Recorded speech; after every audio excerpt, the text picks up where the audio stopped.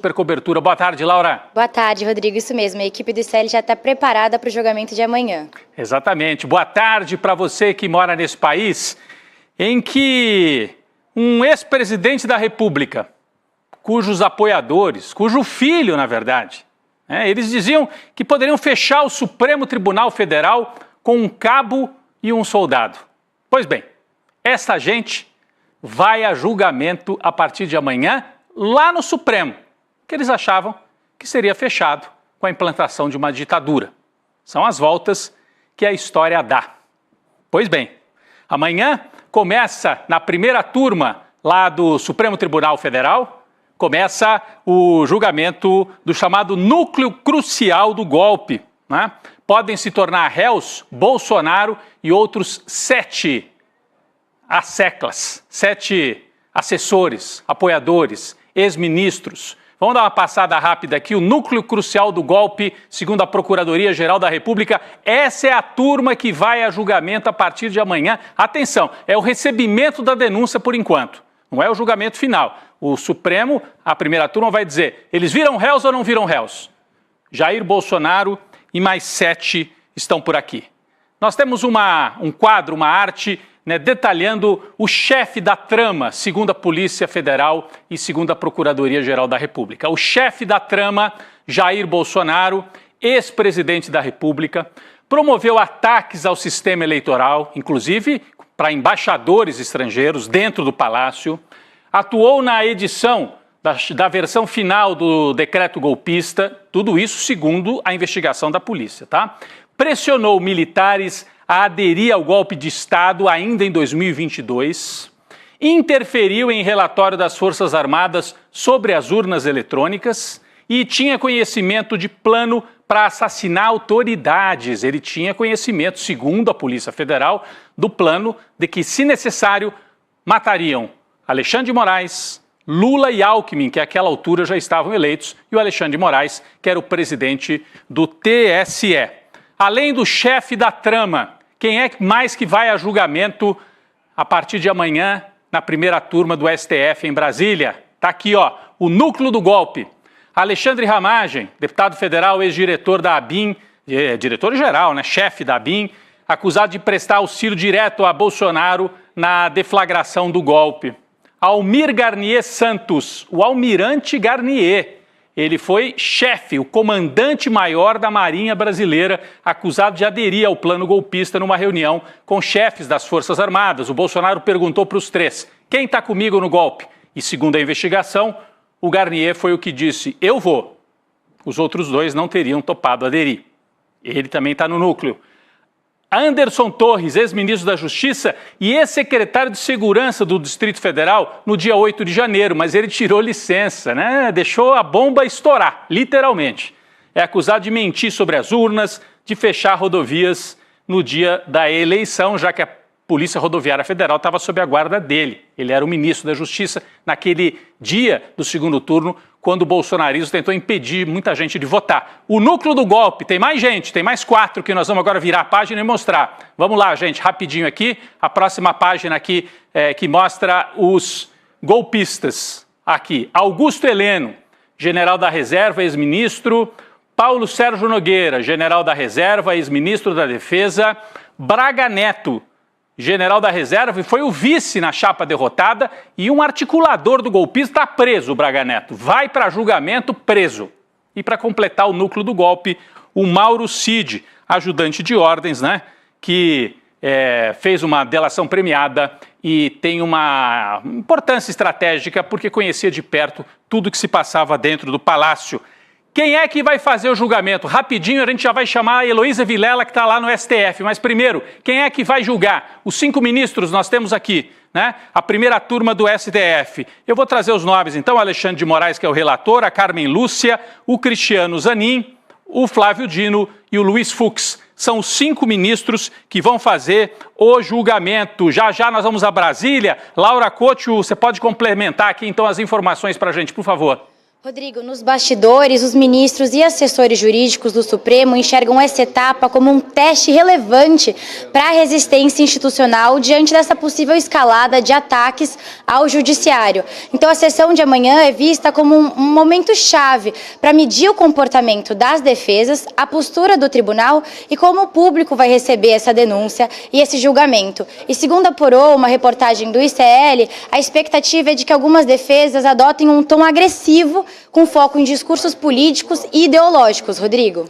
Muito bem, a gente vai saber tudo isso amanhã. Vamos transmitir ao vivo o julgamento da primeira turma aqui no ICL, com toda a nossa equipe de analistas, colunistas e repórteres que estão a postos também lá em Brasília. Nós vamos agora para a Praça dos Três Poderes, em frente ao prédio do Supremo Tribunal Federal. Está a nossa colega, a minha colega, Heloísa Vilela. Heloísa, você pode trazer para a gente os preparativos? Eu estou vendo que tem cerca, né? O ICL Notícias Primeira Edição já trouxe alguns detalhes. O que você pode dizer aí para a gente? Como é que está preparado o esquema no STF para o julgamento? Olha, boa tarde, Rodrigo. Olha, a preparação, a gente vê algumas coisas e outras são invisíveis, porque existe uma preocupação muito grande com a segurança cibernética. O STF tem sido alvo de muitos ataques cibernéticos que tentam inundar o sistema com a entrada de vários robôs ao mesmo tempo para derrubar exatamente esse sistema cibernético. Então houve um investimento grande para que isso não aconteça, né? A internet aqui precisa funcionar bem porque os processos são enormes e tudo isso roda nos computadores. Agora, aqui fora, a gente já vê hoje uma grande movimentação de segurança, mas eu desconfio que amanhã vai ser ainda mais intensa, porque hoje ainda não tem ninguém aqui, mas amanhã todos os advogados dos acusados estarão presentes, cada um vai ter 15 minutos para falar. Então a gente vê aqui do meu lado, do lado de lá da Praça dos Três Poderes, tem um caminhão da Polícia Militar, um ônibus da Polícia Militar. Tinham dois hoje de manhã. Tem um carro aqui na minha frente, tem uma outra van aqui do meu lado, tem um carro que fica ali no gramado do Congresso Nacional, tem policiais estacionados ali no estacionamento do STF, ou seja, está cercado de segurança aqui. A gente já foi abordado hoje 2 vezes por equipes de segurança que vieram saber o que a gente estava fazendo, muito educadamente, perguntar o que a gente estava fazendo aqui, que matéria a gente ia fazer, enfim. Então, a segurança não vai faltar, viu, Rodrigo? Porque esse é um investimento que o STF vem fazendo desde 2018, porque quando era candidato, o Bolsonaro já atacava o STF. Então, isso é um investimento que o STF já vem fazendo, viu, Rodrigo? Exatamente, Heloísa. Você pode trazer para a gente, você trouxe aí o esquema de segurança, como você bem disse, tem uma parte que é invisível e é melhor que seja assim, né? Porque aí você não dá a dica para quem eventualmente queira aprontar alguma coisa. Mas e a sequência do julgamento, né? A gente tem uma sequência até para que o nosso público, a nossa comunidade, comece a entender o que vai acontecer amanhã. A gente tem um quadro aqui também, você podia ir trazendo para a gente a sequência e a gente coloca aqui na tela esse quadro, quem é que fala primeiro o procurador, que juiz é que fala primeiro, que ministro e depois as defesas. Por favor, Heloísa. Vamos lá, quem começa e abre a sessão é o ministro Cristiano Zanin, apesar de ser um dos ministros, né, que tem menos tempo aqui na casa, ele é que preside a primeira turma, por isso ele abre a sessão. Depois dele, quem vai se pronunciar é o ministro Alexandre de Moraes, que é o relator desse caso. Ele vai fazer um resumo do relatório que ele fez. Não vai ler o relatório inteiro, mas vai apresentar um sumário.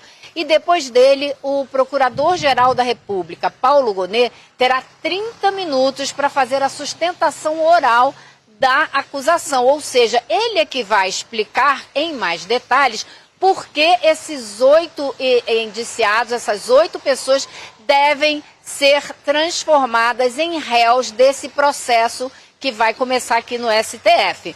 Depois dele, virão então os advogados de defesa das 8 pessoas acusadas, cada um com 15 minutos para apresentar os seus argumentos e defender o seu cliente.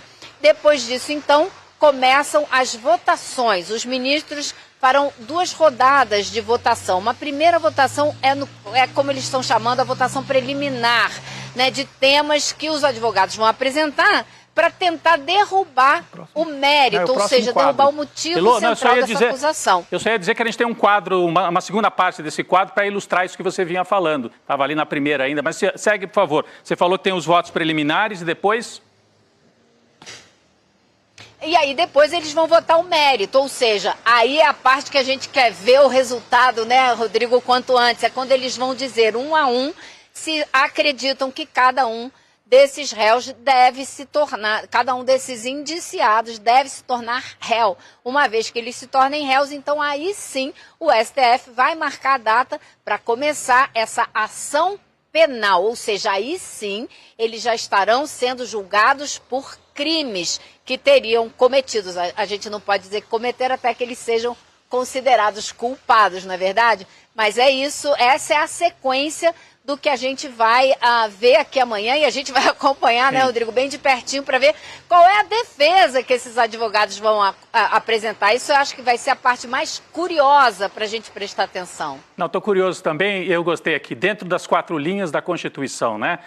O bolsonarismo falava em fechar o Supremo com um cabo e um soldado e amanhã vai a julgamento lá no Supremo que eles diziam que seria fechado, né? E o Bolsonaro dizia, dentro das 4 linhas da Constituição, será julgado dentro das 4 linhas da Constituição. Já volto com você, Heloísa, porque a Laura Couto, da nossa redação, tem alguns detalhes sobre a defesa do Bolsonaro, depois a Heloísa vai comentar também. Laura, é com você, então, para trazer esses detalhes sobre a defesa, né? A Heloísa dizia que está curiosa para ver quais vão ser os argumentos, né? Você já pode adiantar alguma coisa para a gente? Rodrigo, a defesa do Bolsonaro vai basicamente alegar falta de provas, de que a denúncia da PGR traz múltiplas narrativas que são contraditórias entre si, de que os fatos do 8 de janeiro não se relacionam com os fatos anteriores, de que não há provas ligando o ex-presidente ao 8 de janeiro, muito menos de que ele direcionou, ordenou ou planejou a tentativa de golpe. Além disso, eles vão alegar de que os discursos e lives que o Bolsonaro fez e também nas reuniões com os militares não seriam atos de execução e que por isso não poderiam ser enquadrados como crime, Rodrigo. Bom, são os argumentos que a Laura traz aí para a gente, a expectativa de que sejam apresentados pelos advogados. Eu vou voltar então lá para Brasília, porque a Heloísa queria comentar isso, né, Elo? A expectativa em relação à defesa dos acusados de Bolsonaro e dos outros também. Nós temos aí 3 generais acusados, né? Um almirante. Heloísa, o que você pode trazer para a gente em relação a isso? Olha, Rodrigo, tem vários fatos aí interessantes, argumentos que são curiosos. Por exemplo, vai causar muito impacto, eu acredito, se for repetido aqui no tribunal, a argumentação que já apresentou o ex-ministro da Defesa de Bolsonaro, o Paulo Sérgio Nogueira. Por quê? O advogado dele diz que Paulo Sérgio Nogueira atuou o tempo todo para tentar impedir a tentativa de golpe. Então ele dizia que tentou impedir que Bolsonaro apostasse ou anotasse ou assinasse embaixo de uma doideira. Foi assim que ele se referiu à tentativa de golpe. Se ele fizer isso, ele vai dar argumento para acusação contra todos os outros indiciados, não é verdade? Então, acho que isso vai ser muito interessante. E outro ponto que eu acho que pode ser curioso é a falta de memória do Alexandre Ramagem, né? O ex-diretor da ABIN, que foi responsável por criar aquela ABIN paralela que ficou monitorando pessoas, né, sem ter o direito, que ficou divulgando fake news. Ele aparentemente não consegue se lembrar como um documento encontrado no computador dele, dentro da casa dele, foi para lá e era um documento que era uma lista de pessoas a serem monitoradas. Então, assim, casos curiosos que a gente vai ter que acompanhar daqui, viu, Rodrigo? Muito bem, Heloísa. Daqui a pouco você volta ainda nesta edição do ICL Urgente, porque a gente tinha outros 2 julgamentos de bolsonaristas acontecendo no Supremo, mas eles foram interrompidos. Então, daqui a pouco a gente volta a Brasília.